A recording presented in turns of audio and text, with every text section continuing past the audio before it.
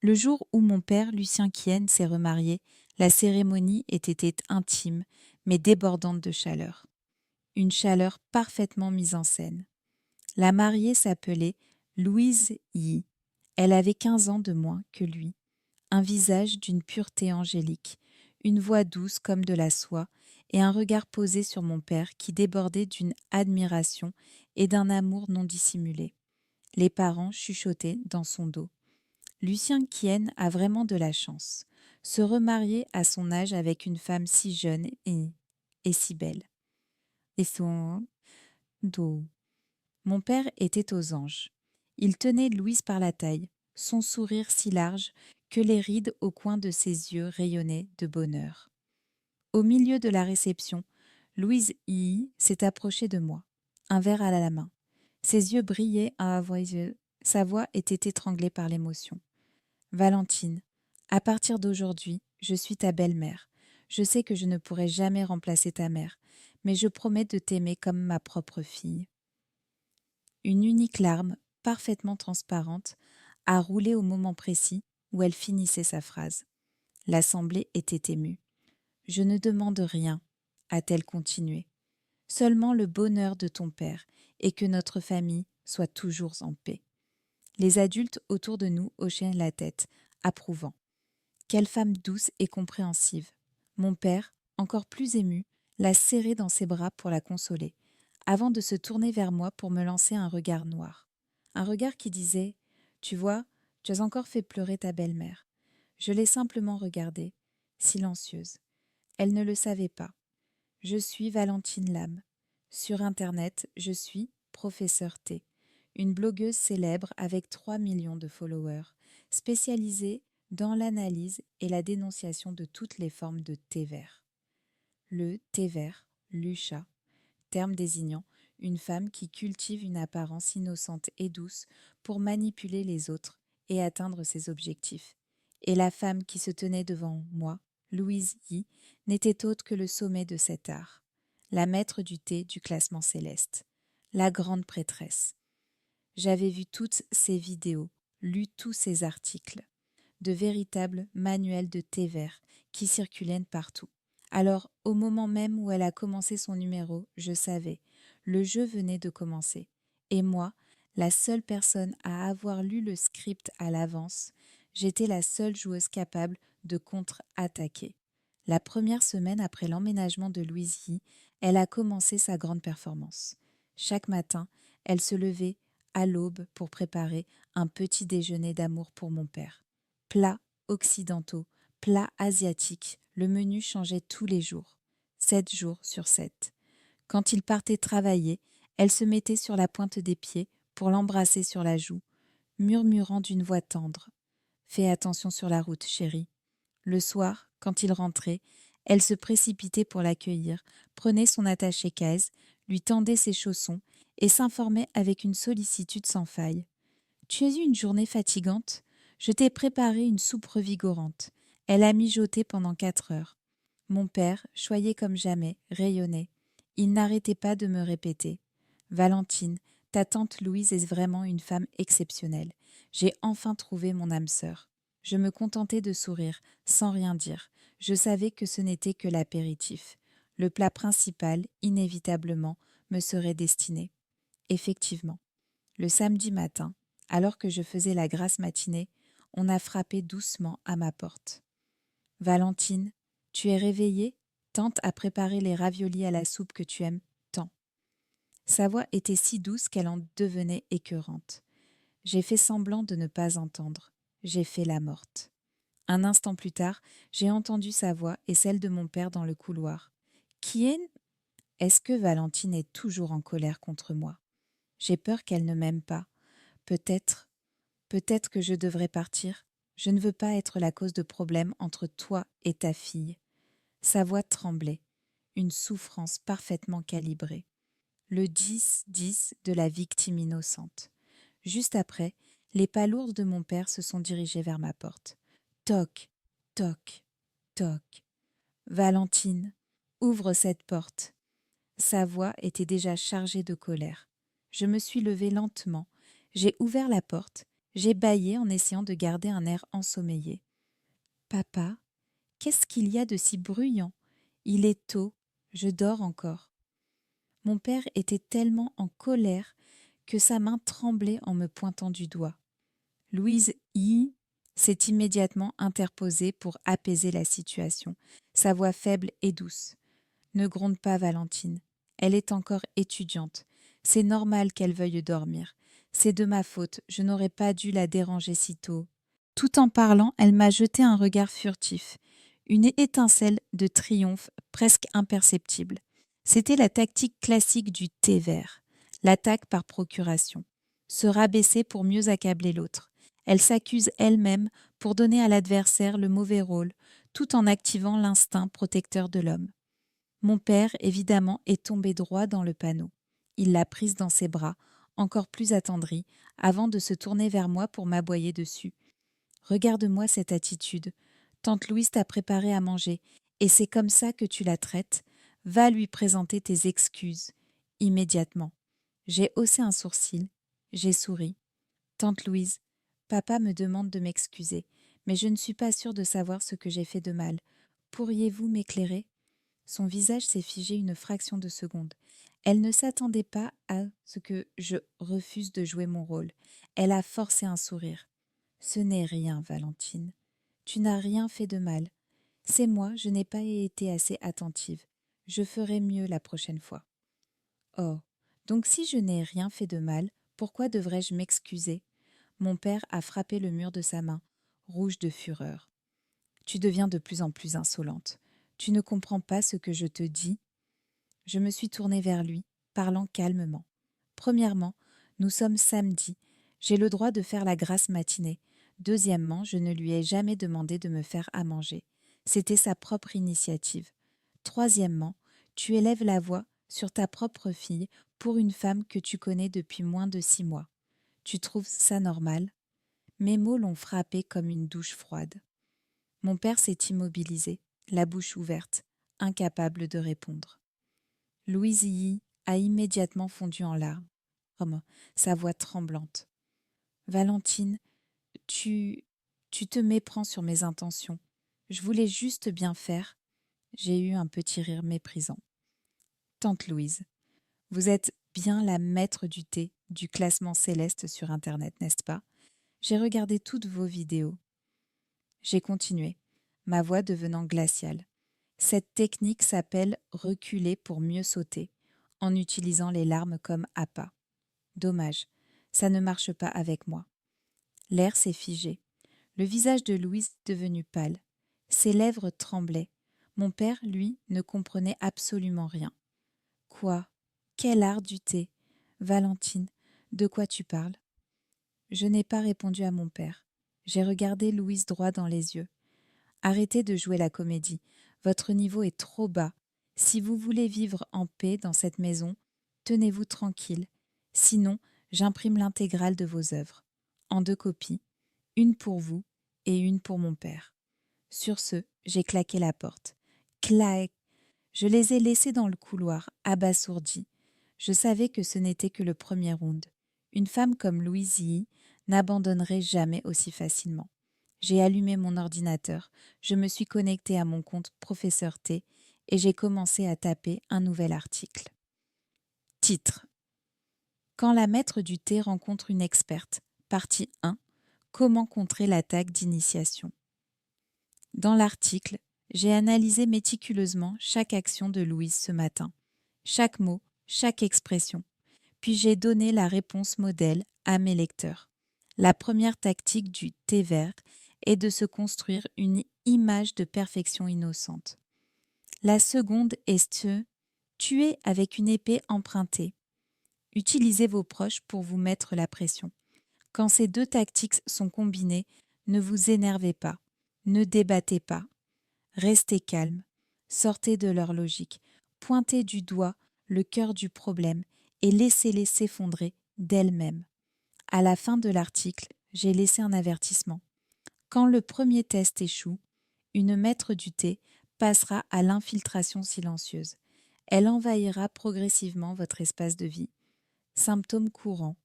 Elle touche à vos objets personnels. Elle change la décoration de la maison.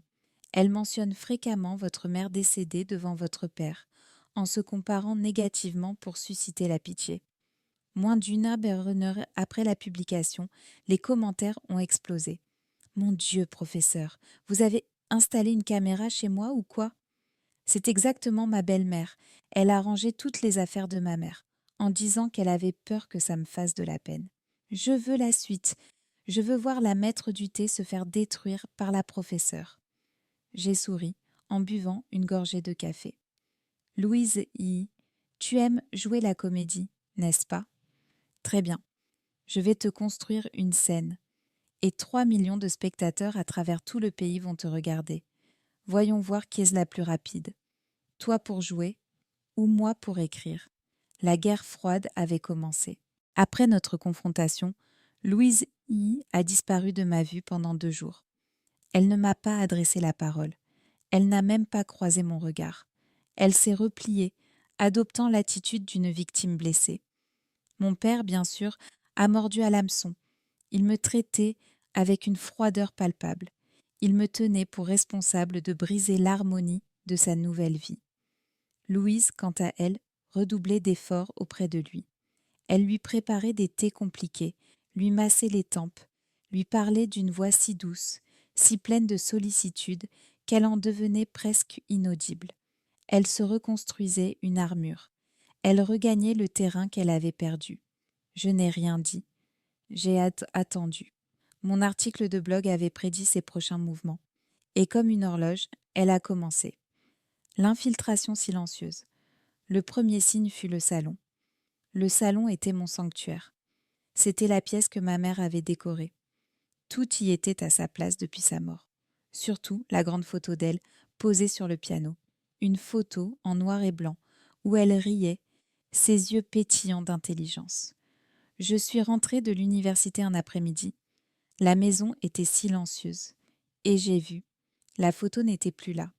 À sa place, il y avait un vase en céramique moderne, rempli de lys blancs. Des lys, la fleur des funérailles. Mon cœur s'est serré. J'ai balayé la pièce du regard. La photo de ma mère avait été déplacée. Elle était maintenant sur une petite étagère, dans un coin sombre, presque cachée derrière une plante verte. Au même moment, Louise est sortie de la cuisine, un tablier noué autour de sa taille fine. « Ah, Valentine, tu es rentrée », a-t-elle dit d'un ton enjoué. Elle a suivi mon regard. Elle a vu que je regardais le piano. Elle a immédiatement pris une expression de culpabilité. « Oh, chérie, j'espère que ça ne te dérange pas. » Elle s'est approchée du vase, caressant une pétale. Je trouvais que le salon manquait un peu de vie. Et la photo de ta mère? Elle était si exposée au soleil. J'avais peur que la lumière ne l'abîme. Mais attends, bien. Elle a joint les mains, l'air si sincère. Je l'ai mise là-bas, à l'ombre, pour la protéger. Va, protéger. Elle utilisait le mot protéger pour justifier un acte de remplacement. C'était brillant. C'était le niveau 2. Toute colère de ma part aurait semblé irrationnelle. Comment pourrais-je m'énerver contre quelqu'un qui voulait protéger la mémoire de ma mère? Elle me coinçait. Je n'ai pas répondu. J'ai sorti mon téléphone. J'ai pris une photo du piano avec le vase. Puis j'ai pris une photo du coin sombre où ma mère avait été reléguée. Le sourire de Louise s'est légèrement figé.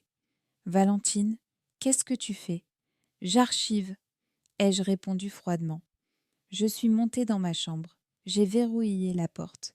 J'ai publié la partie 2. Titre: L'infiltration silencieuse. Partie 2. Le remplacement de l'espace mémoriel.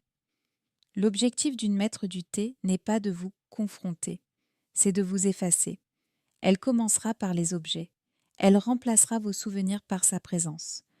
Elle le fera toujours sous le couvert de la bienveillance. J'avais peur que ça s'abîme. Je voulais juste rafraîchir. Ça manquait de vie.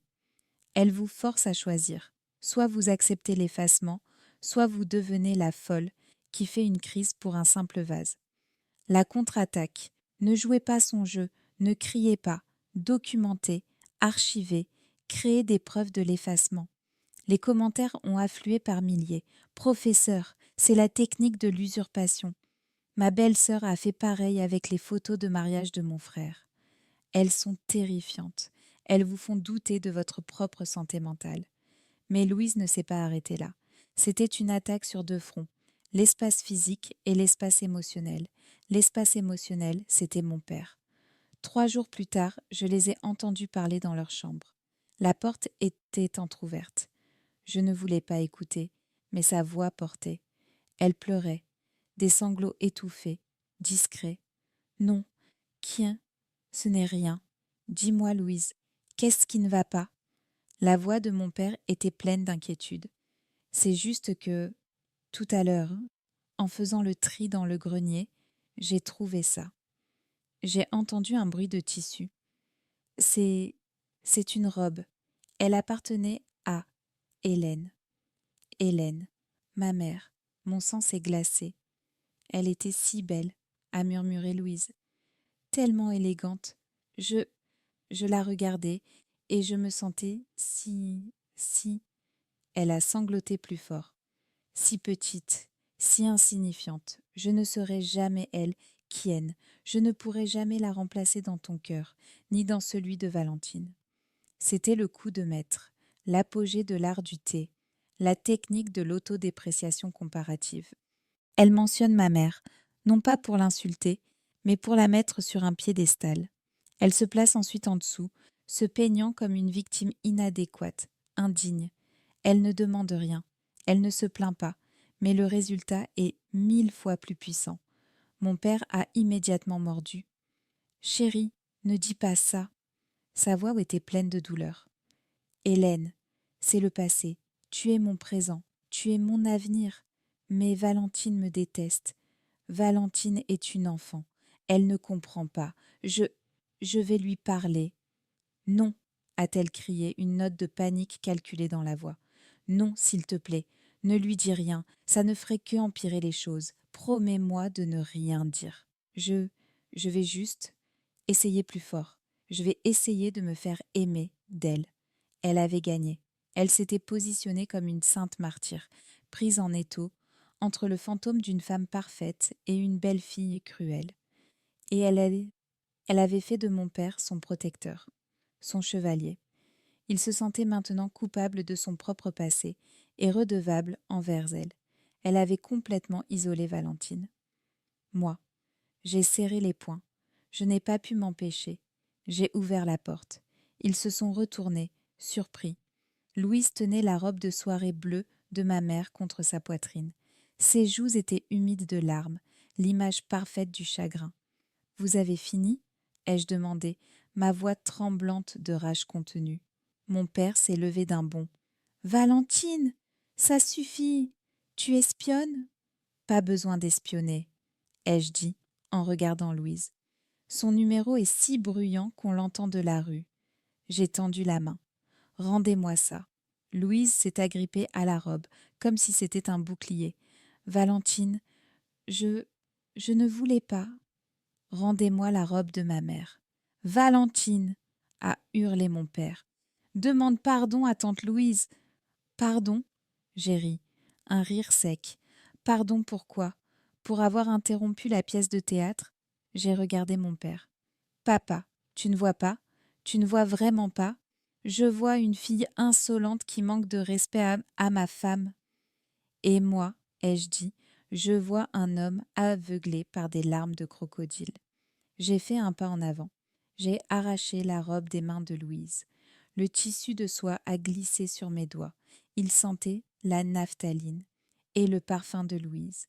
Elle l'avait déjà contaminé. N'y touchez plus jamais, ai-je dit. Je suis partie, tenant la robe contre moi. J'ai entendu mon père consoler Louise, qui était maintenant en pleine crise d'hystérie. Cette nuit-là, je n'ai pas dormi. J'ai écrit la partie 3. Titre: L'attaque par le deuil. Partie 3. Comment transformer un fantôme en arme. Une maître du thé n'attaque jamais la mémoire de votre être cher. L'utilise. Elle se comparera toujours négativement. Je ne suis pas aussi bien qu'elle. Je ne lui arrive pas à la cheville. Son but, vous faire passer pour la méchante qui la persécute, vous faire sentir coupable de votre propre loyauté envers la personne décédée. C'est la tactique la plus vicieuse, parce qu'elle prend votre amour et le retourne contre vous. L'article est devenu viral. Le hashtag #professeur thé était en tendance.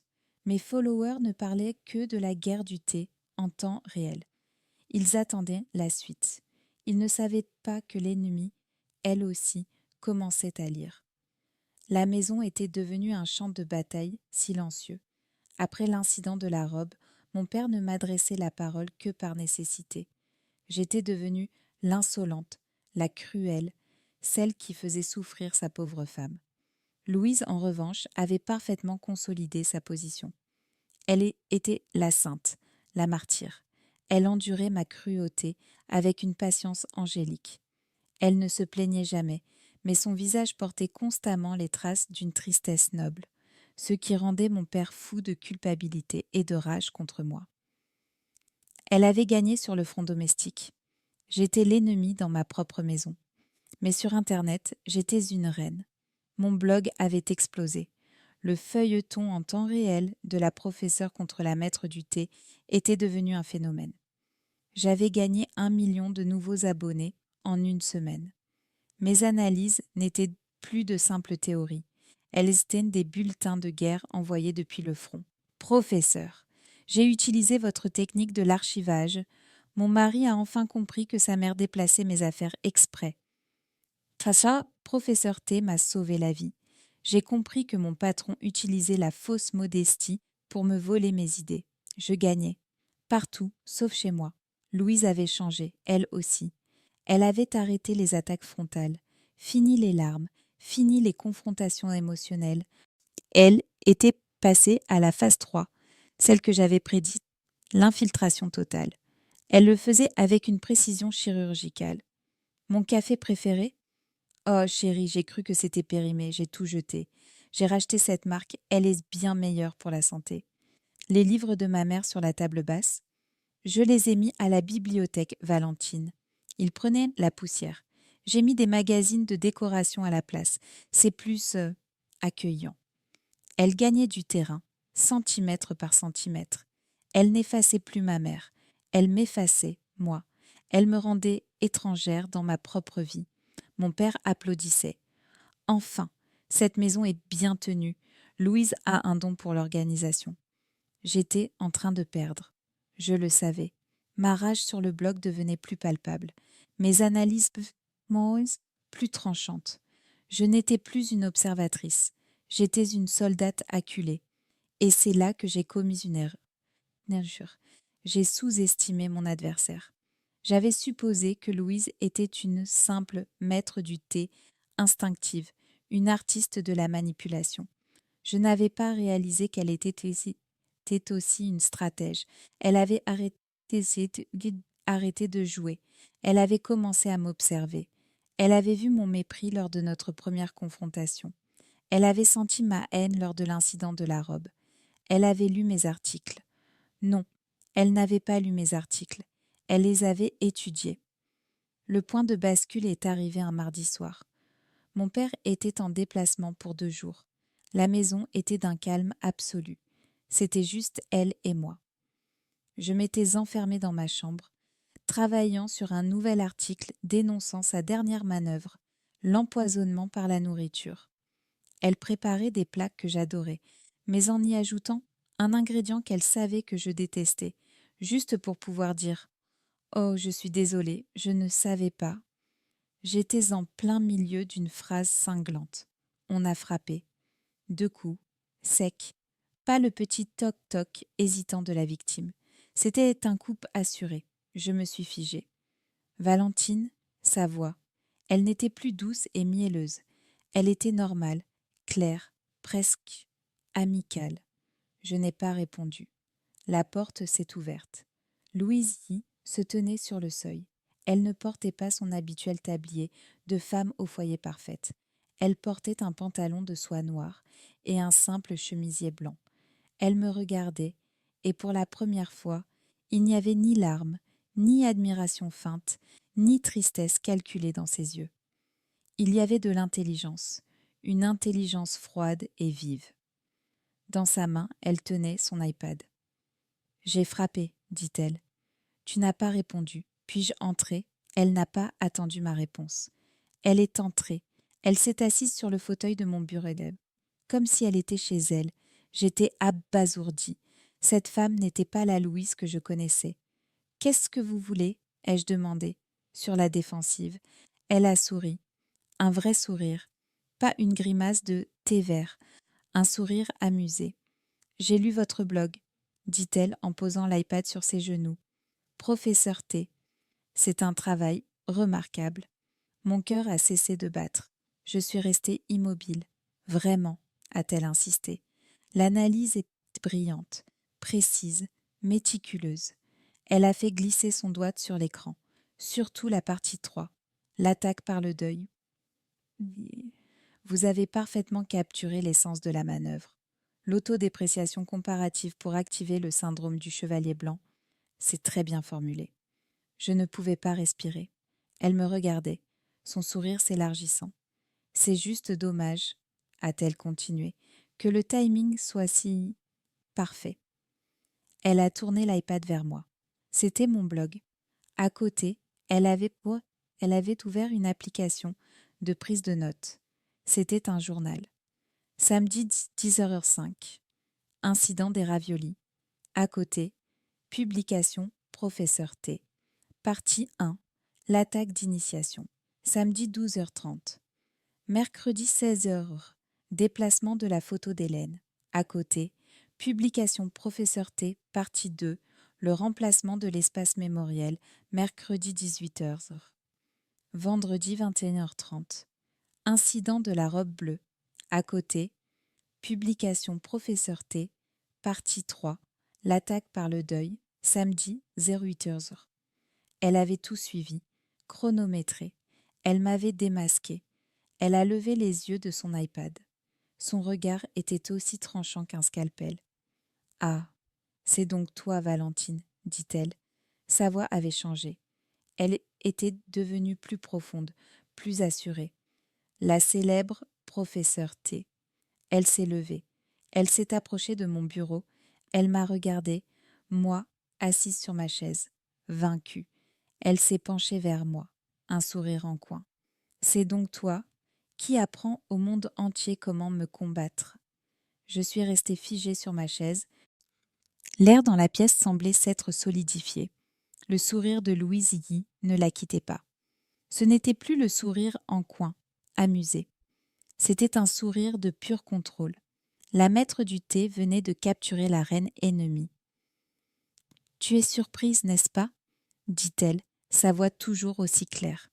Elle a repris sa place sur mon fauteuil, croisant élégamment les jambes. « Tu pensais vraiment que je n'avais pas remarqué ?» Je n'ai rien dit. Mon cerveau tournait à vide. « Tu es intelligente, Valentine. Vraiment. Professeur T, c'est un excellent branding. Tu as du talent, mais tu es jeune. » Tonnet. Elle s'est penchée en avant, comme pour me confier un secret. « Tu as fait l'erreur classique de l'académicien. Tu crois que parce que tu peux analyser le jeu, tu es meilleur que le joueur. » Elle a ri. Un rire léger qui n'avait rien à voir avec ses anciens sanglots. J'ai lu tes contre-attaques. C'est mignon. Documenté, archivé. Ne jouez pas leur jeu.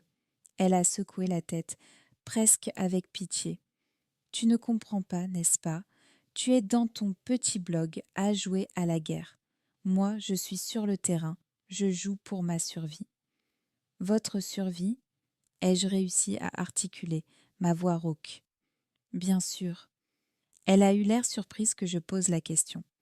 Tu crois que c'est facile pour une femme comme moi d'entrer dans cette maison, de sécuriser un avenir? Tu as tout eu depuis ta naissance. Ta maison, ton nom, ton père. Moi, je n'ai rien. Elle a fait un geste large. Ou plutôt, je n'avais rien. Maintenant, j'ai ça. Ça signifiait ma maison, mon père, ma vie. Alors, voilà les nouvelles règles, professeur, dit-elle en se levant. Son ton était devenu sec, professionnel. Le jeu de la vilaine belle-fille et de la pauvre belle-mère est terminé. C'était épuisant et franchement, un peu cliché. Tu as gagné ce round si tu veux. Tu m'as démasqué. Elle s'est dirigée vers la porte. Maintenant, la vraie partie commence. Ce n'est plus une infiltration, c'est une occupation. Elle s'est retournée, sa main sur la poignée. Je ne suis pas ici pour être ta mère. Je suis ici pour être la femme de Lucien. Et je serai une femme parfaite. Je vais gérer cette maison. Je vais gérer sa vie. Je vais lui donner le bonheur qu'il mérite. Son regard s'est durci. Et toi, tu as deux choix. Soit tu restes dans ta chambre à écrire tes petits articles, soit tu te mets sur mon chemin. Et je te garantis, Valentine, que si tu te mets sur mon chemin, tu perdras. Ton père me choisira. Elle a ouvert la porte. Bonne soirée, professeur. Elle laisse partie. J'ai entendu ses pas légers s'éloigner dans le couloir. Je suis restée assise dans le silence pendant 1 heure. La guerre n'était plus froide. Elle était déclarée. Mon père est rentré le lendemain et j'ai vu la nouvelle Louise. La femme tremblante, vêtue de robes simples et de tabliers, avait disparu. Celle qui l'a accueillie à la porte était une vision. Elle portait un kipao de soie moderne, d'un vert émeraude profond, qui épousait parfaitement ses formes. Ses cheveux étaient relevés en un chignon impeccable. Elle était magnifique. Chérie, sa voix était toujours douce, mais elle n'était plus mielleuse. Elle était pleine d'une autorité chaleureuse. Tu as l'air fatiguée, va t'asseoir. J'ai préparé ton thé oolong préféré. Pas celui en sachet que tu bois, le vrai, celui que j'ai fait venir de Wuyi. Mon père, habitué à sa pauvre petite chose, était subjugué. Il était comme un adolescent devant une star de cinéma. Louise, tu es... Waouh! J'ai décidé de prendre les choses en main, dit-elle en lui servant le thé dans une minuscule tasse en porcelaine. Cette maison a besoin d'une maîtresse. Elle ne mentait pas. Quand je suis descendue pour le petit déjeuner le lendemain, la cuisine n'était plus la même. L'ancienne machine à café, celle que ma mère et moi utilisions, avait disparu. À sa place, il y avait une station de thé, une bouilloire en cuivre, des dizaines de boîtes en étain, des théières de toute taille. C'était le poste de commandement de la maître du thé. Elle était là, en train de rincer méticuleusement des feuilles. « Bonjour Valentine », dit-elle sans me regarder. « J'ai jeté le café, c'est mauvais pour toi. Je peux te préparer un thé blanc, c'est plein d'antioxydants. »« Je n'aime pas le thé le matin, » ai-je dit. « Tu t'y habitueras, » a-t-elle répondu, toujours sans me regarder. L'occupation avait commencé. Ce n'était plus seulement l'espace, c'était le contrôle. Elle a réorganisé le bureau de mon père. « Kien, ces vieux dossiers ne servent à rien. Je les ai numérisés et archivés. » Elle a pris le contrôle de sa garde-robe. « Chérie, tes cravates sont tellement démodées. J'ai pris rendez-vous chez le tailleur. Un homme de ta stature doit être impeccable. » Elle a dicté ses repas. « Non, tu ne manges pas ça. C'est trop gras. J'ai préparé du poisson vapeur au gingembre. C'est mieux pour ton cholestérol. » Et le pire, mon père adorait ça. Il n'était pas contrôlé. Il était choyé. Il n'était pas manipulé. Il était pris en charge. Il n'avait jamais été aussi heureux. Il était plus mince, mieux habillé, et il ne cessait de vanter les mérites de Louise. Cette femme est un don du ciel, Valentine. Elle a de l'énergie, elle a du goût. Elle me fait revivre. J'essayais de protester. Papa, tu ne vois pas? Elle te contrôle. Elle jette nos affaires. Elle change tout. Le visage de mon père s'est assombri. C'était la première fois que je le voyais vraiment en colère contre moi, non pas pour défendre Louise la victime, mais pour défendre Louise la manager. Elle améliore les choses, Valentine. Ce que tu appelles nos affaires sont de vieilleries. Elle apporte de la lumière, de l'ordre. C'est toi le problème. Tu es amère. Tu es jalouse. Tu ne supportes pas de me voir heureux. Il m'a pointé du doigt. Je suis fatiguée de ton attitude. Louise travaille sans relâche pour cette famille et tout ce que tu fais, c'est la critiquer. Tu es devenue la personne la plus négative de cette maison. J'ai reculé comme si j'avais dit qu'il était giflé. Je l'étais. Je suis devenue la méchante. Dans ma propre maison, j'étais l'antagoniste, la fille aigrie qui ne supportait pas la nouvelle femme parfaite de son père. Et dans le salon, Louise, qui avait tout entendu, m'a regardée par-dessus sa tasse de thé. Elle m'a fait un petit sourire, un sourire de victoire totale. Je suis remontée dans ma chambre. J'ai claqué la porte. Les larmes de rage me brûlaient les yeux. Elle avait gagné? Non, pas encore. J'ai ouvert mon ordinateur. J'ai essuyé mes larmes. Si je suis la méchante dans cette maison, je serai la sauveuse sur Internet. J'ai commencé à écrire. La phase 2 de la guerre. Titre: L'art du thé de Wu haut niveau, phase 2. Quand la victime devient le tyran. Mes chers lecteurs, la maître du thé a changé de tactique. Le masque de la victime est tombé. Elle a obtenu ce qu'elle voulait, la confiance totale de la cible. Escou, elle n'infiltre plus, elle occupe. C'est la tactique de la femme parfaite. Elle ne manipule plus par la faiblesse, mais par la compétence. Elle prendra le contrôle de l'espace, de la nourriture, des vêtements, de l'agenda. Elle vous isolera de vos propres habitudes. Et la cible ne verra pas cela comme un contrôle. Il verra cela comme de l'amour, comme du dévouement. Elle se transforme en manager indispensable. Et vous, si vous osez critiquer son dévouement, vous devenez le monstre, l'ingrat, le jaloux. C'est le coup de génie de la victime qui s'est joué. Elle utilise son travail acharné comme un bouclier et votre silence comme une arme. Elle est la victime de votre ingratitude. Le poste est parti. En quelques minutes, mon téléphone a vibré sans arrêt. Les commentaires affluaient. Mon Dieu, c'est ma mère. Professeur, vous écrivez mon journal intime. Ma femme fait ça. Elle dit que c'est pour mon bien, mais j'ai l'impression d'étouffer. T'as libéré la professeure. C'est la prise de pouvoir. Le soutien était total. Sur les réseaux sociaux, j'étais une héroïne, un oracle. Je lisais les commentaires, un sourire amer aux lèvres. Et en bas, dans le salon, j'entendais le rire clair et heureux de mon père, mêlé à la voix douce et assurée de Louise. J'avais 3 millions d'alliés, et j'étais complètement seule. La guerre était devenue publique, du moins chez moi.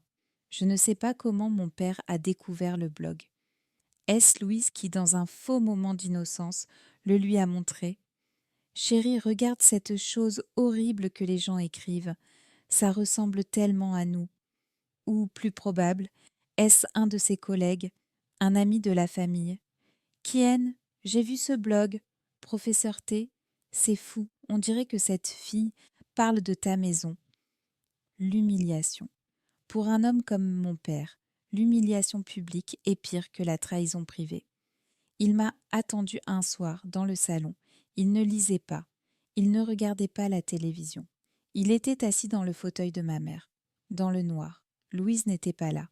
C'était une exécution privée. C'est toi? Sa voix était basse, dangereuse. Il tenait sa tablette. L'écran illuminait son visage, déformé par la colère. Mon blog était affiché. Je n'ai pas menti. Oui? Pourquoi? C'était tout, un seul mot.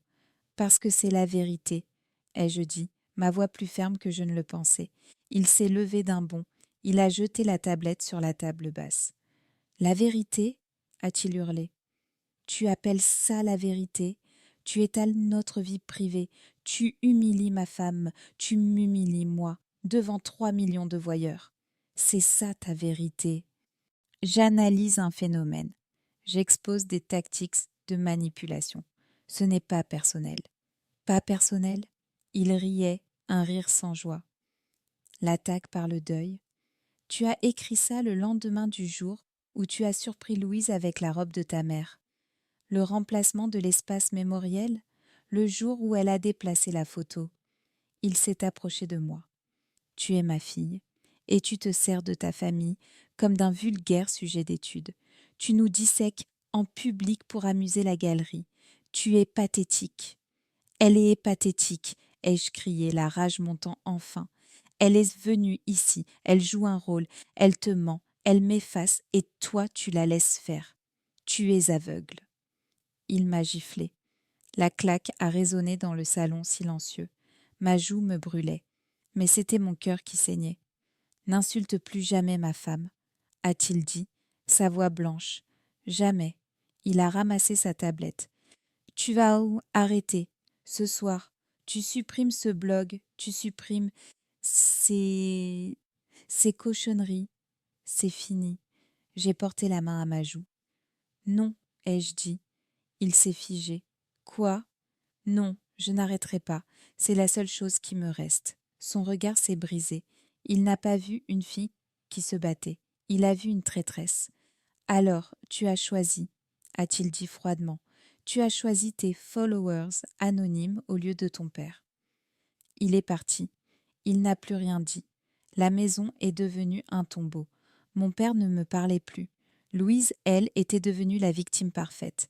Elle me traitait avec une gentillesse précautionneuse, comme si j'étais une bombe sur le point d'exploser. « Tu veux du thé, Valentine ?» demandait-elle d'une voix douce devant mon père. « Ou tu préfères peut-être que je te laisse tranquille ? Je ne veux pas te contrarier. » Chacun de ces mots était un clou dans mon cercueil. Je passais tout mon temps dans ma chambre. Mon blog était ma seule échappatoire. Mes followers étaient ma seule famille. Ils me comprenaient. « Professeur, tenez bon. Nous sommes avec vous. Il ne voit rien.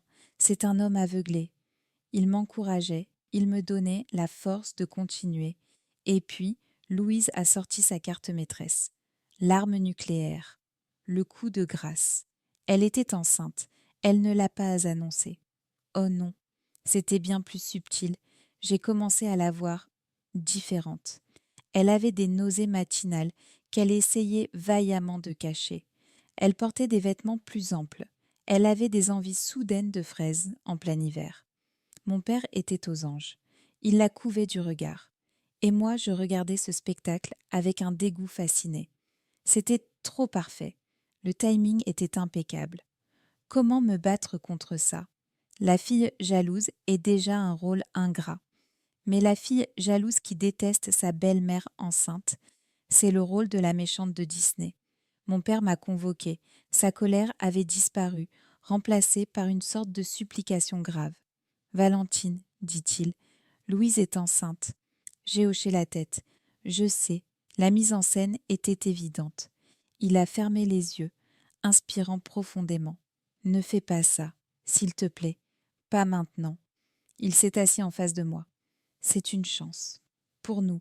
Une chance de tout recommencer. Un bébé, un petit frère ou une petite sœur pour toi. » Il m'a pris les mains. Ses mains étaient chaudes. « Je t'en supplie, Valentine. Arrête ce blog. Arrête cette guerre. Fais la paix. Pour moi. Pour Louise. Pour le bébé. » Je l'ai regardé. J'ai vu l'homme désespéré qu'il était. L'homme qui voulait juste être heureux, qui voulait que tout soit simple. Et j'ai failli céder. Vraiment. J'ai failli tout arrêter. Et puis, j'ai vu Louise debout dans l'encadrement de la porte. Elle le regardait. Elle nous regardait. Et sur son visage, l'espace d'une seconde, j'ai vu un sourire. Un sourire de triomphe. Elle avait gagné. J'ai retiré mes mains. Je ne peux pas, papa. Son visage s'est décomposé. La guerre a repris. Mais maintenant, les enjeux étaient différents. Je n'étais plus seulement négative. J'étais un danger. Valentine, baisse le ton. Tu stresses, Louise. Valentine, tu peux faire la vaisselle ? Louise doit se reposer. Valentine, tu as encore écrit sur elle ? Mais tu es folle. Tu vas la rendre malade. La maison était devenue une poudrière. Chaque mot que j'écrivais sur mon blog était une allumette. Mes followers, sentant mon désespoir, étaient devenus plus agressifs. Ils avaient trouvé le compte Instagram de Louise. Ils avaient trouvé celui de mon père. Ils ont commencé à l'attaquer. « Manipulatrice, laissez la professeure tranquille. Vous n'aurez pas ce bébé, vous n'êtes qu'une croqueuse de diamants. » Louise m'a montré les messages, les larmes aux yeux. « Valentine, dis-leur d'arrêter. S'il te plaît, ils me font peur. » « Je ne contrôle pas ce qu'ils disent, ai-je répondu, même si je me sentais mal. Mais tu les excites, a crié mon père. Tu les nourris. C'est arrivé un jeudi. J'étais dans ma chambre, en train de finir un article. J'ai entendu un cri. Pas un cri de douleur. Un cri étouffé. Un son de détresse absolue. Je suis sortie en courant. Mon père était déjà dans le couloir. La porte de leur chambre était ouverte. Louise était au sol, recroquevillée. Elle ne pleurait pas. Elle haletait. Il y avait du sang. Pas beaucoup, mais il était là, sur sa robe de chambre blanche. Kien, a-t-elle murmuré, sa voix brisée. Le bébé, je crois que je perds le bébé. La panique, la course à l'hôpital, l'attente. Je suis restée à la maison. Je ne pouvais pas y aller. J'étais le monstre. Ils sont revenus 3 heures plus tard. Mon père était un fantôme. Il avait vieilli de 10 ans. Louise était pâle mais calme, d'une dignité tragique. Elle est montée directement dans sa chambre, soutenue par mon père. Je suis restée en bas, dans le hall. Mon père est redescendu. Il s'est arrêté devant moi. Je n'avais jamais vu ce regard sur son visage. C'était un regard mort. Elle l'a perdu, a-t-il dit d'une voix blanche. Papa, Ce n'est pas ta faute, Valentine, a-t-il dit, me coupant la parole. Il a fait une pause. C'est ce qu'elle a dit. Il m'a regardé. Elle a dit: ce n'est pas la faute de Valentine, chérie. C'est juste tout ce stress, toute cette haine. Il a sorti son téléphone. Elle m'a montré les messages, les menaces de mort, les gens qui lui souhaitaient de perdre le bébé, tes followers, tes fans. Il a levé les yeux vers moi. Le médecin a dit que c'était le stress, un pic de stress extrême. Il m'a attrapé par le bras. Sa poigne était de fer. C'est toi, a-t-il sifflé. Ce n'est pas ta faute, c'est toi, toi et ton putain de blog, toi et ta haine. Il m'a traîné jusqu'à la porte d'entrée. Tu l'as tué, a-t-il dit. Je n'ai rien fait, ai-je crié, les larmes coulant enfin. Tu as fait pire, tu as regardé les autres le faire, et tu les as encouragés. Il a ouvert la porte. Il faisait froid dehors. Sors. Papa, c'est chez moi. Ce n'est plus chez toi. Il m'a jeté dehors, sur le paillasson. Prends tes affaires, prends ce que tu veux, et va-t'en. Je ne veux plus jamais te revoir. Tu n'es plus ma fille. Il m'a claqué la porte au nez. J'ai martelé la porte, j'ai sonné, j'ai crié, rien. Je suis restée là, dans le froid, pendant 1 heure. Finalement, j'ai sorti mon téléphone pour appeler une amie, et j'ai vu. Mon monde s'effondrait. L'histoire était partout. Le drame de la professeure T. Sa belle-mère fait une fausse couche après une campagne de cyberharcèlement menée par la blogueuse. Un proche anonyme avait parlé. Les commentaires, il n'était plus de soutien. Assassine. Tu es un monstre. Elle a tué un bébé. Ça est cancel professeur T. J'ai regardé la porte fermée de ma maison. J'ai regardé mon téléphone qui explosait de haine. Louise avait gagné. Elle ne m'avait pas seulement pris mon père, elle m'avait pris le monde entier. Je n'avais nulle part où aller. J'ai fini par m'échouer dans le studio de 20 mètres carrés d'une amie d'université à l'autre bout de Paris. Elle m'a accueillie avec un mélange de pitié et de fascination morbide. J'étais devenue une attraction. Les premiers jours ont été un brouillard. J'ai perdu mon père, j'ai perdu ma maison et j'ai perdu mon nom. Professeur T n'existait plus. J'étais Valentine l'assassine, le monstre, celle qui a tué un bébé. Mon téléphone était inutilisable. J'ai dû changer de numéro. Les notifications n'étaient pas des commentaires, c'étaient des menaces, des vagues de haine si pures, si vicieuses, qu'elles me coupaient le souffle. Mes 3 millions de followers s'étaient transformés en une armée de 3 millions de juges. Mes sponsors m'avaient tous lâché en moins de 6 heures. L'université m'avait fortement suggéré de prendre une pause dans mes études. J'étais cancelled. Ce n'était pas un mot abstrait. C'était une réalité froide. J'étais une paria. Je restais sur le canapé-lit de mon ami, regardant le plafond, et je n'arrêtais pas de revoir la scène. Le sang, la pâleur de Louise, le regard mort de mon père, et plus je la revoyais, plus quelque chose clochait. C'était trop parfait. L'histoire était trop propre. La fausse couche due au stress était une arme narrative si puissante qu'elle en était suspecte. Le timing, juste après que mon père m'ait demandé d'arrêter le blog. La fuite vers la presse par une source anonyme. J'ai repensé à l'incident. Le cri étouffé. Le sang. Si peu de sang en réalité. Juste assez pour être vu. J'ai repensé à son calme. Louise n'avait pas l'air d'une femme qui venait de perdre un enfant. Elle avait l'air d'une actrice qui venait de terminer une scène tragique. Digne. Tragique. Impeccable. C'était son chef-d'œuvre. La performance de sa vie. J'étais professeur T. Mon travail était d'analyser les schémas. Et celui-ci était limpide. Elle n'avait pas seulement gagné, elle m'avait anéanti. Elle avait utilisé mon propre blog, ma propre armée, pour me détruire. Elle avait transformé ma plateforme en arme contre moi-même. C'était brillant, et j'étais seule. Je pouvais bien hurler à la manipulation. Qui m'écouterait? La fille jalouse et cruelle qui accusait sa sainte belle-mère d'avoir mis en scène sa propre fausse couche. On m'enfermerait. J'ai éteint mon téléphone. J'ai coupé les ponts avec le monde. La professeure était morte. Une semaine s'est écoulée. Une semaine de silence. Puis un email est arrivé. Je n'utilisais plus mon adresse publique, celle de professeur T. C'était une vieille adresse de fac que je n'avais pas utilisée depuis des années. L'expéditeur était Cassandra 71. L'objet était la maître du thé n'a pas gagné. J'ai failli le supprimer, mais mon doigt a hésité. J'ai ouvert le mail. Professeur, vous ne me connaissez pas. Je suis une étudiante en cybersécurité et je suis l'une de vos 3 millions d'abonnés. Sauf que je n'ai jamais cru à leur histoire. Votre analyse, madame, m'a appris une chose. Toujours vérifier les faits.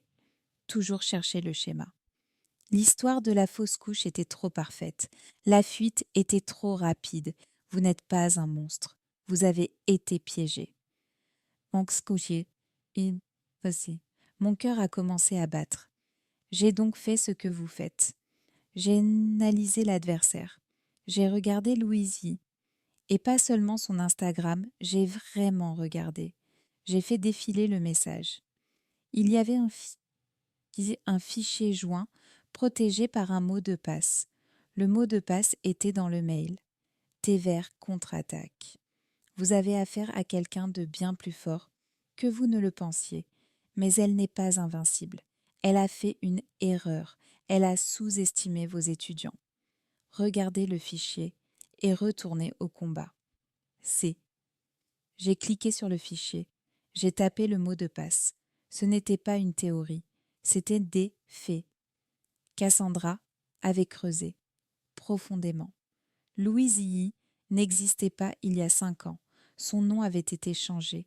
Une procédure légale simple, en France. Mais avant la France, il y avait la Chine. Le fichier contenait des scans, des articles de journaux locaux de Shanghai et de Shenzhen. L'écriture était en mandarin, mais Cassandra avait fourni des traductions. Le nom était différent. Yue Li. Mais le visage, c'était le même. Plus jeune, plus dur peut-être. Mais c'était elle. Et Yue Li n'était pas une maître du thé. C'était une criminelle. Les articles parlaient d'une femme recherchée pour escroquerie. Fraude sentimentale. Son modus operandi était toujours le même. Elle ciblait des hommes riches, plus âgés, souvent veufs ou divorcés, des hommes puissants mais seuls, des hommes qui avaient besoin qu'on s'occupe d'eux. Elle n'était pas une femme trophée, elle était une femme manager. Elle entrait dans leur vie, réorganisait tout, se rendait indispensable. Elle prenait le contrôle de leur maison, de leurs finances, de leurs entreprises. Puis, elle disparaissait, emportant avec elle des millions. Un article parlait d'un PDG à Shenzhen qui avait fait faillite après qu'elle ait liquidé ses actifs. Un autre, à Shanghai, parlait d'un homme qui s'était suicidé. Elle était recherchée. Elle avait disparu et elle avait refait surface à Paris sous le nom de Louise Yi, avec un visage d'ange et une histoire parfaitement triste. J'ai regardé l'écran et tout s'est mis en place. Ce n'était pas un drame familial, c'était une opération. Mon père n'était pas son âme sœur, il était sa prochaine cible. Et moi, je n'étais pas une belle fille cruelle. J'étais un obstacle, le seul. J'étais la seule personne à avoir vu clair en elle. J'étais professeur T. Je connaissais ses techniques avant même qu'elle ne les utilise. J'étais la seule menace pour son plan, la fausse couche. J'ai ri. Un rire sec qui m'a fait mal à la gorge. Il n'y a jamais eu de bébé. Bien sûr que non. Un bébé, c'est un lien. C'est un engagement. C'est compliqué. Une professionnelle comme elle ne s'encombrerait jamais d'un tel problème logistique.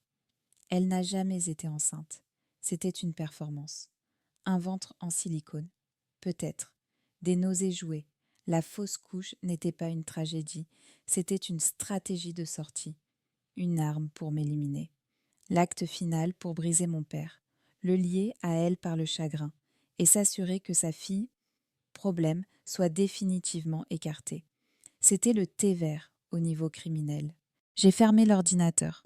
J'ai regardé mon reflet dans l'écran noir. Mon visage était fatigué. J'avais des cernes. Mais mes yeux n'étaient plus morts. Ils étaient froids, analytiques. La colère est revenue. Pas la rage chaude et impuissante d'une fille trahie. La colère froide et précise de la professeure. Elle ne m'avait pas seulement chassée de chez moi. Elle avait essayé de me détruire pour voler mon père. Elle avait sous-estimé mes étudiants. Et elle m'avait sous-estimé. J'ai rallumé mon téléphone. J'ai ignoré les milliers de messages de haine. J'ai créé un nouveau compte. Sécurisé. J'ai envoyé un message à Cassandra75. Merci. Le cours va reprendre. J'ai besoin d'un dernier service. Le jeu n'était pas terminé. Il venait juste de changer de niveau. Je ne suis pas revenue en suppliante. Je ne suis pas revenue en fille éplorée. Je suis revenue en tant que professeur T. Et c'était un audit final. J'ai utilisé mon ancienne clé. La serrure n'avait pas été changée. Une erreur. Ou peut-être de l'arrogance de la part de Louise. J'ai ouvert la porte. La maison était silencieuse. Il était 11 heures du matin. L'odeur de thé oolong et de bois de santal flottait dans l'air. C'était son odeur maintenant. Elle était dans la cuisine. Sa station de thé. Son trône. Elle était en train d'essuyer méticuleusement une théière en argile de Yixing. Elle portait une robe de lin blanc. Elle ressemblait à une prêtresse. Elle n'a pas sursauté quand je suis entrée. Elle a simplement levé les yeux, comme si elle m'attendait. « Tu as oublié quelque chose ?» demanda-t-elle, sa voix calme. « Vous, ai-je dit. » J'ai posé mon sac sur la table en marbre. J'ai sorti mon ordinateur portable. Je l'ai ouvert. Elle a continué à essuyer sa théière. « Valentine, je pense que ton père a été très clair. Tu n'es plus la bienvenue ici.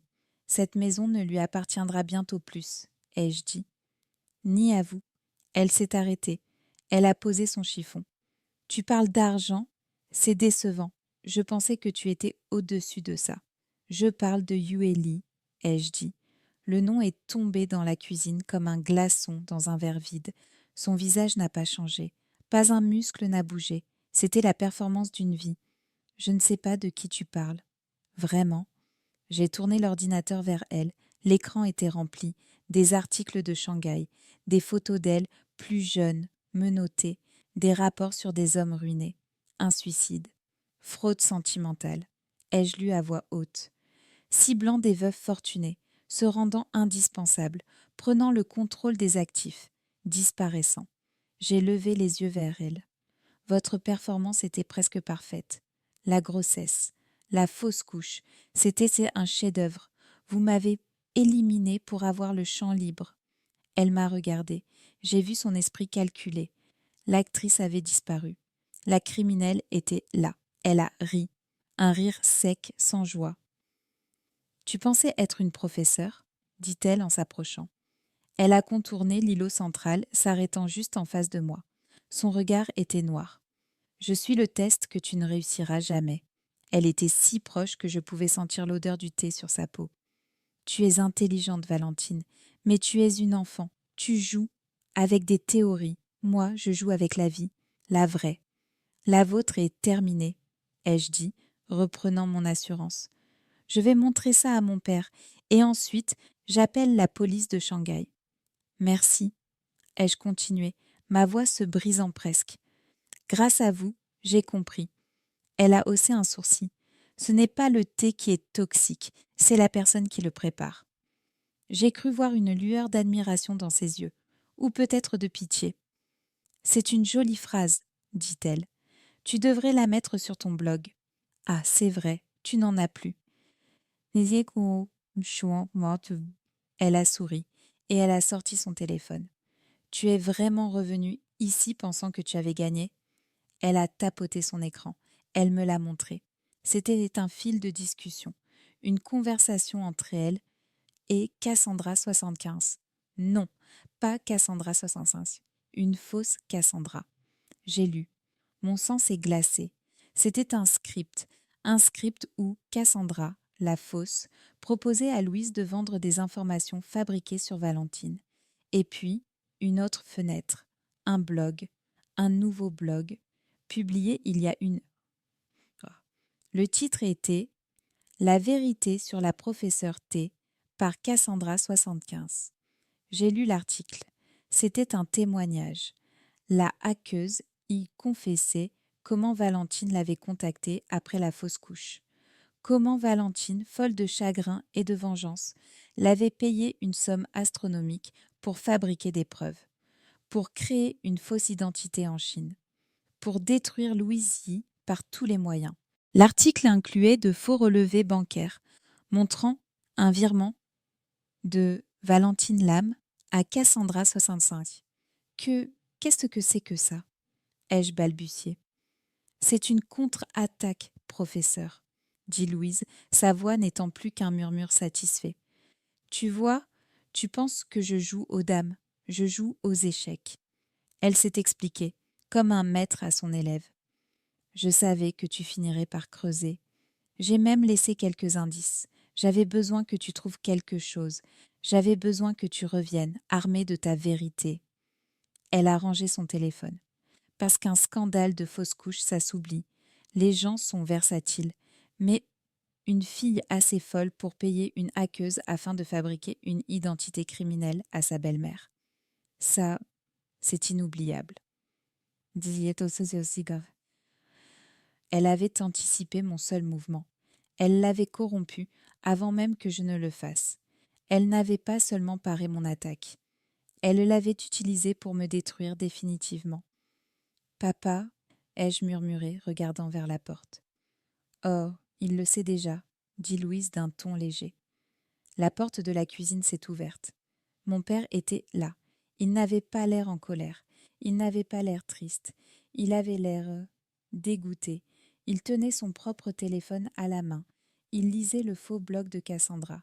Papa, papa, ce n'est pas vrai. J'ai attrapé mon ordinateur. Regarde, les articles, ils sont réels. C'est elle, Yueli. Il n'a même pas regardé mon écran. Elle m'a tout montré, Valentine. Sa voix était morte. Elle m'a montré les messages, l'argent que tu as promis à cette fille, les menaces. Il a secoué la tête. Je savais que tu étais en colère. Je savais que tu avais mal, mais ça, il m'a regardé. Fabriquer des preuves, l'accuser d'être une criminelle chinoise.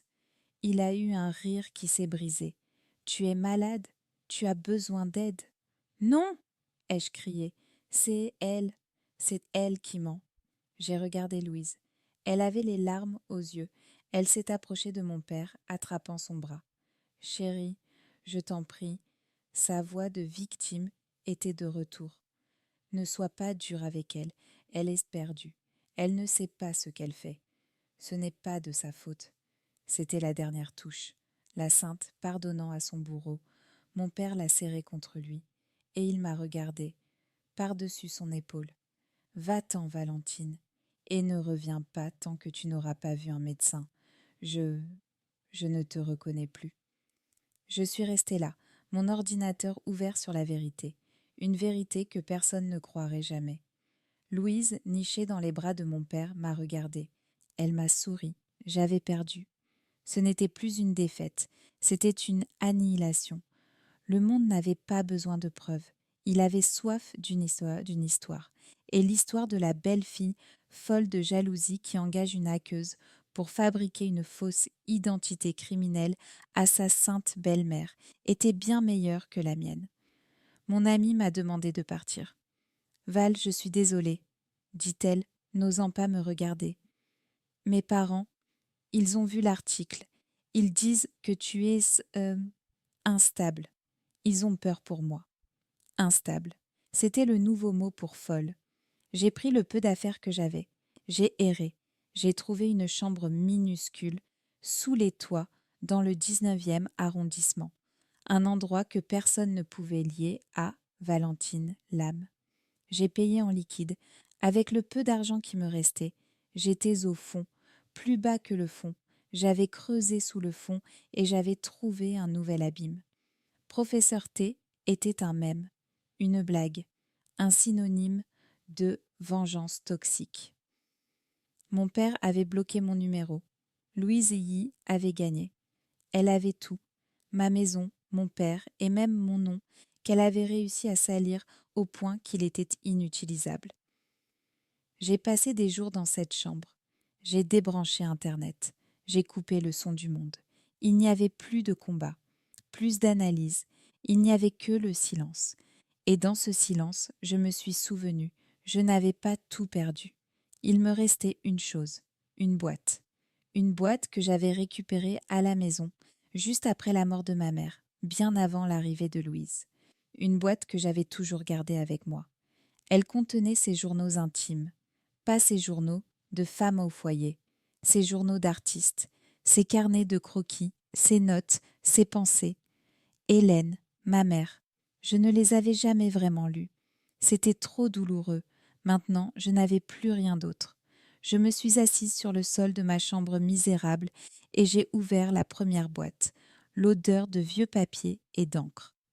J'ai lu sa jeunesse, sa passion, j'ai lu sa rencontre avec mon père, j'ai lu sa solitude. Elle se sentait piégée, une artiste brillante réduite au rôle de femme de Lucien Quien, elle se sentait invisible. Et puis, dans un carnet datant d'environ 10 ans avant sa mort, j'ai trouvé une section. Mes élèves. Ma mère donnait des cours. Pas officiellement. Elle prenait sous son aile des jeunes femmes en difficulté, des immigrés, des étudiantes sans argent. Elle leur enseignait l'art, la poterie et l'art du thé. C'était son passe-temps. Mon cœur s'est mis à battre. J'ai tourné les pages. Des croquis de visage, des notes. Et puis, je l'ai vu. Un dessin au fusain. Un visage. Plus jeune, anguleux, des yeux remplis d'une ambition féroce. En dessous, le nom, Yueli, Louise. J'ai lu la page. Ma mère avait écrit à son sujet. Yu Yili est arrivée aujourd'hui, une jeune fille chinoise sans papier. Elle a une faim en elle que je n'avais jamais vue, une intelligence comme un rasoir. Elle apprend si vite. Elle dit qu'elle veut survivre, mais je vois qu'elle veut conquérir. J'ai tourné les pages. Les notes sur Yueli devenaient plus fréquentes. Je lui ai tout appris. L'art de la cérémonie du thé. Comment se tenir, comment parler, comment transformer la douceur en force. Elle absorbe tout. Elle aide mon miroir, ce que j'aurais pu être si je n'avais pas eu peur. Mon souffle s'est coupé. Ma mère. C'était ma mère qui lui avait tout appris. Ce n'était pas une maître du thé autodidacte. C'était une élève, l'élève de ma mère. Je suis tombée sur la dernière entrée la concernant. Quelque chose s'est passé. Yueli a changé. Un homme puissant l'a remarqué. Il lui a promis des choses. Elle est devenue dure, calculatrice. Quand j'ai essayé de la mettre en garde, elle m'a regardée avec mépris. Elle m'a dit que ma douceur était une faiblesse. Elle m'a dit que le monde n'appartenait pas aux artistes, mais aux stratèges. Elle est partie. Louise Yueli avait été l'élève prodige de ma mère, sa protégée, et elle l'avait trahie. Elle avait pris les leçons de ma mère, des leçons sur l'art, la beauté, la force intérieure, et les avait transformées en un arsenal. Elle avait pris l'art du thé et l'avait militarisé. J'ai regardé la date. C'était peu de temps après qu'elle ait disparu et commencé sa carrière de fraudeuse sentimentale à Shanghai. Et maintenant, elle était revenue. Elle était revenue pour prendre la maison de sa professeure, pour prendre le mari de sa professeure. Ce n'était pas une simple escroquerie, c'était une vengeance. Elle se vengeait de ma mère, de la femme qu'elle admirait et qu'elle méprisait à la fois. Elle se vengeait de la faiblesse de ma mère en lui prenant tout ce qu'elle avait. Et moi, j'étais juste un dommage collatéral, la filée de la femme qu'elle voulait vraiment effacer. J'ai compris le cercle, le cycle de la douleur. Ma mère invisible, essayant de transmettre sa force à une élève. L'élève Yueli, prenant cette force et la transformant en une arme pour survivre dans un monde cruel. Et moi, la fille, essayant d'utiliser mon intelligence pour analyser une douleur que je ne comprenais même pas. La haine, le ressentiment, la grâce et la dette. Tout était lié. La question n'était plus de savoir comment elle m'avait battue. La question était de savoir pourquoi le monde avait transformé une élève brillante en un monstre si efficace. Le nom Yueli était une clé. Pas seulement une clé pour son passé criminel, mais pour son origine. Je ne pouvais pas en rester là. J'avais vu l'élève. Je devais comprendre ce qu'il avait brisé au point de la transformer en l'ennemi de sa propre professeure. Je suis sortie de ma chambre.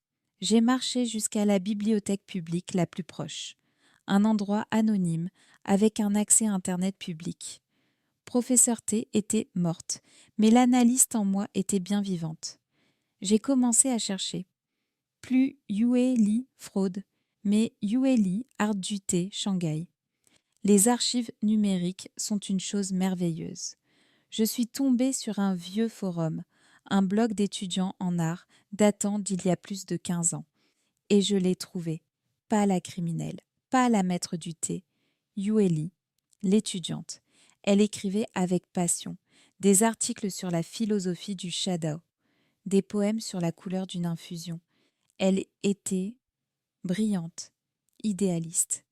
Elle parlait de sa professeure, une artiste française au grand cœur, ma mère, qui lui avait appris que le thé était un pont entre les âmes.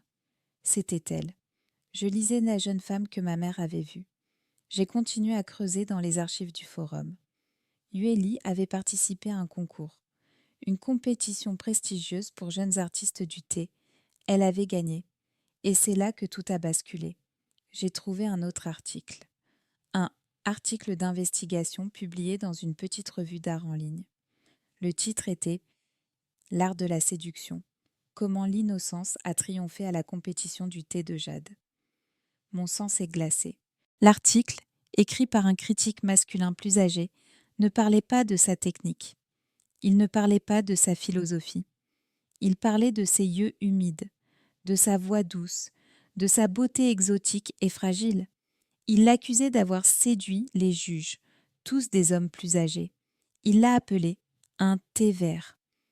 Il a utilisé ce mot encore et encore. Il a démoli sa victoire, non pas avec des faits, mais avec des insinuations. Il l'a dépeinte comme une manipulatrice intrigante, une Yue Li qui utilisait sa jeunesse et son statut d'immigré pour ensorceler les hommes et voler la place de concurrents plus méritants. C'était une exécution. J'ai lu les commentaires sous l'article. Je le savais, on ne peut pas faire confiance à ce genre de fille. Elle a dû coucher avec les juges. Une honte pour l'art du thé. J'ai cherché la suite.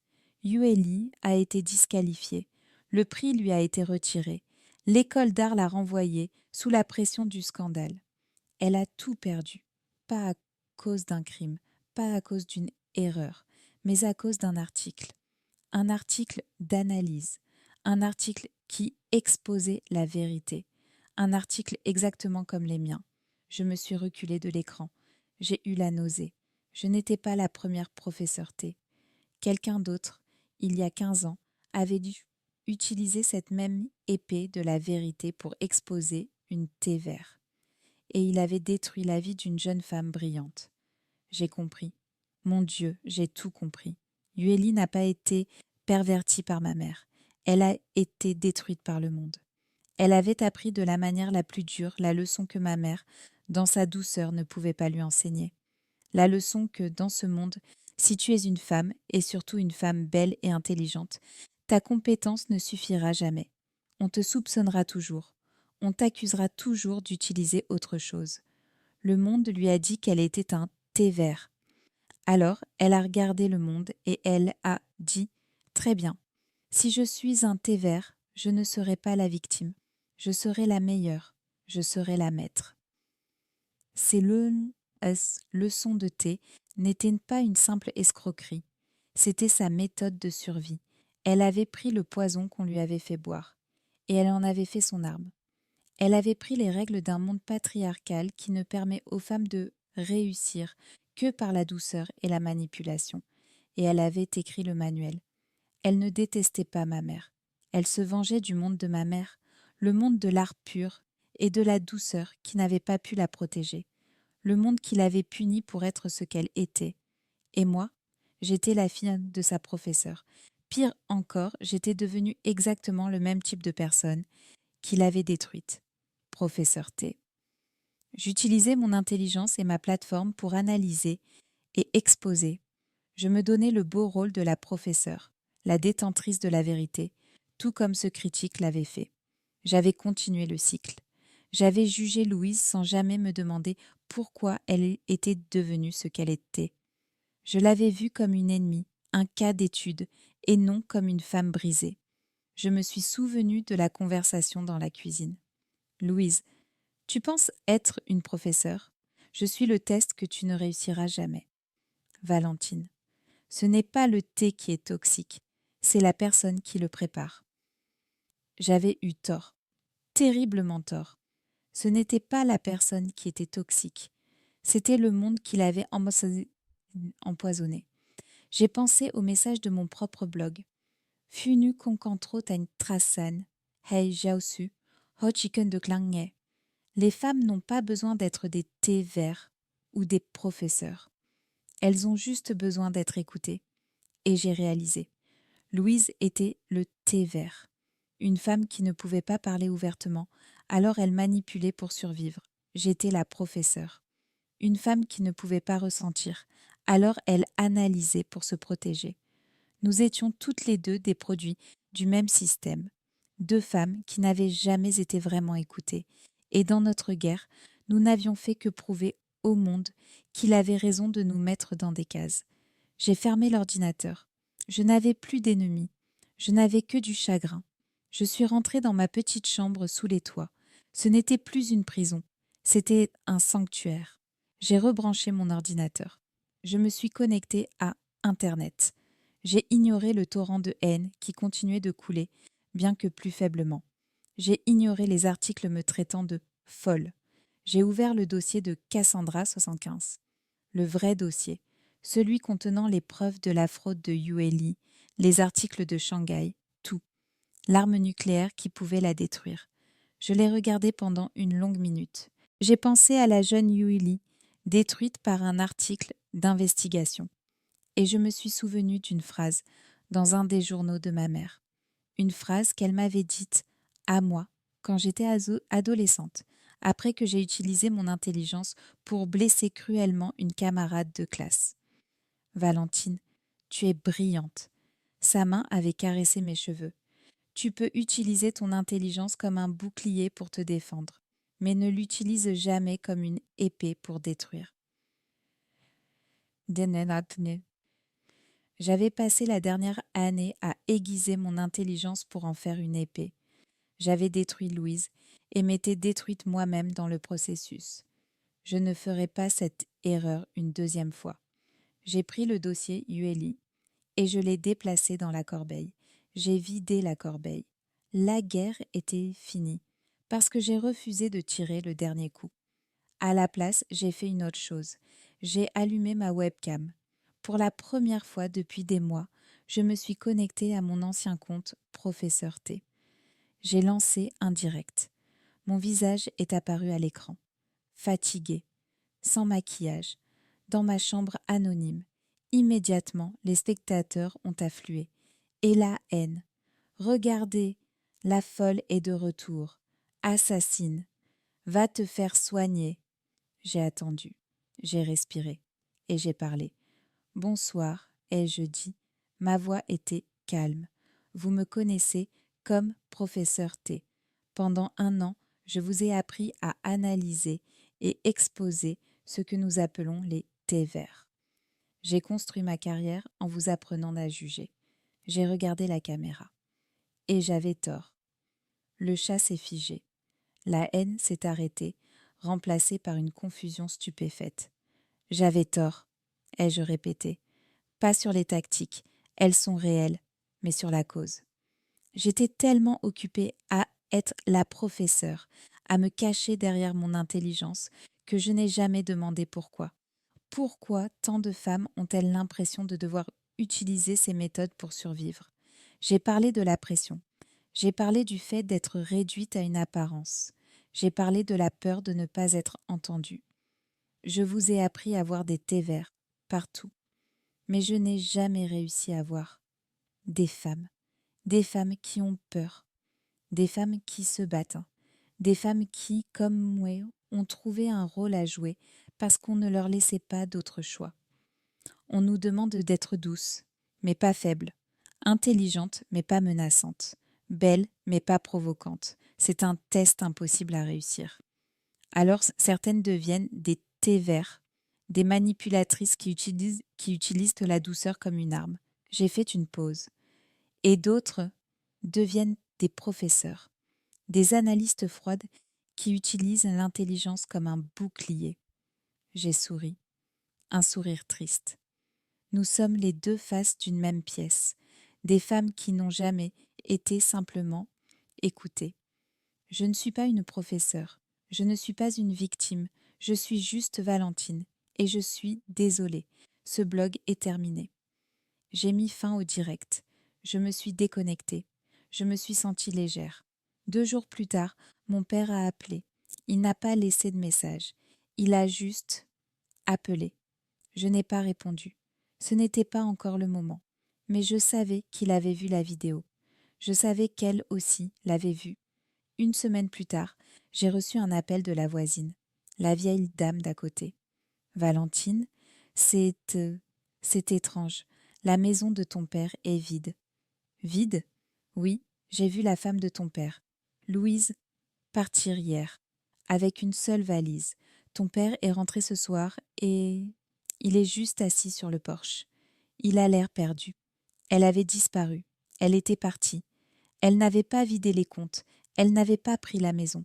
L'escroquerie n'avait jamais eu lieu. Elle était partie, laissant mon père et sa maison intacts. Elle n'avait plus besoin de jouer la maître du thé. Peut-être que ma dernière vidéo l'avait libérée. Peut-être qu'en m'excusant, je l'avais écoutée. J'ai pensé à elle, Yueli, seule, quelque part dans le monde, avec une seule valise. Libre, enfin. Et j'ai espéré qu'elle trouve la paix. 1 an plus tard, l'air de ma chambre était chaud. Mon petit studio d'Aix-en-Provence était lumineux. Sur mon bureau, mon ordinateur était ouvert. Un nouveau direct, une nouvelle chaîne. TN Vérité. J'avais quelques milliers d'abonnés, pas des millions. Des gens calmes, des gens qui voulaient guérir. J'avais une petite théière devant moi et un gaïwan. Je souriais à la caméra. Bonsoir à tous. Bienvenue. Bien. Non, non, j'ai commencé à chauffer l'eau. Le son de la bouilloire était doux. Ma mère me disait toujours, ai-je commencé, versant l'eau chaude sur les feuilles tourlées, que ce n'est que l'eau bouillante qui permet aux feuilles de thé de libérer tout leur arôme. La vapeur a monté, emportant l'odeur du thé, une odeur à la fois amère comme le passé et douce comme l'avenir. Je crois qu'elle avait raison. J'ai levé la tasse vers la caméra. Je crois que c'est pareil pour nous,